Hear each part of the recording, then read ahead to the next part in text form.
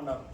అప్పుడు కూడా ఆయన ఆలోచించాడు, 25 ఏళ్ళంటే టెండర్ లేదే, ఈ ఈ కరోనా టైంలో టెండర్ పెడితే ఏం బాగుంటుంది, నువ్వేమన్నా మనసు పట్టి ఇవ్వగలుగుతావంటే పక్కన ఉన్నారు సోమన్న, బాబన్న.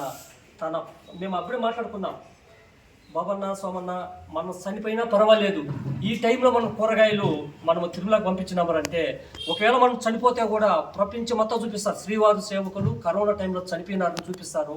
అది ఒకటిసారి మనకి ఈ పేరు ఒకటి సంపాదించుకున్నాము, ఈ టైంలో ఇవ్వాలి మనం అనేసి గట్టి నిర్ణయం తీసుకున్నాము. కొంతమంది దాతలంతా మార్కెట్ లేదు, అక్కడెక్కడ రమ్మంటారు, మేమే సొంకొట్టు తీసేసి ఆ బండ్లు వేయడము ఇట్లా పంపించాము. అప్పటి నుండి ఇప్పుడు కూడా బ్రహ్మోత్సవాలు స్టార్ట్ అయితే గరుడు సేవకి కంప్లీట్గా మన పల్మేరుకే చెప్తారు సార్. ఇప్పుడు ఇంకొక విషయము, ఎక్కడెక్కడో ఇస్తారు, ఇస్తే కూడా మేము పల్మేరు పేరే రాస్తాం. పలమనేరు మన స్వామి హైయెస్ట్ మన భారతదేశంలో డోనర్లోనే పలమనేరింటి ఇన్ని కూరగాయలు పంపించారా అనేసి వివో గారే ప్రత్యక్షంగా చెప్పారు. మాకేం పేరు కోసం కాదు సార్, సర్వీస్ చేయాలనేది మేము ఒక సంకల్పము. ఏదో భగవంతుడు మమ్మల్ని కూడా సలహా చూస్తున్నాడు, దానివల్ల మేము సర్వీస్ చేయాలా, ఇంకా చేయాలని మేము ముందుకు వెళ్తున్నాము.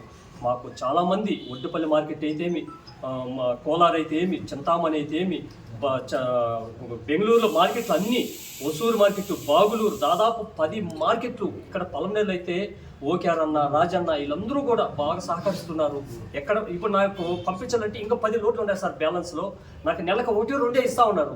అంతమంది సహకరిస్తున్నారు. వాళ్ళకందరికీ కూడా దేవుని స్వామి యొక్క ఆశీస్సులు ఉండాలి. మీకు ఏదో ఒక చిన్న స్వామివారి ప్రసాదంతో సత్కరించాలని ఒక కోరిక వచ్చింది, ఆ కోరిక ప్రకారమే మీకు ఈ చిన్న సత్కారం చేస్తున్నాం సార్.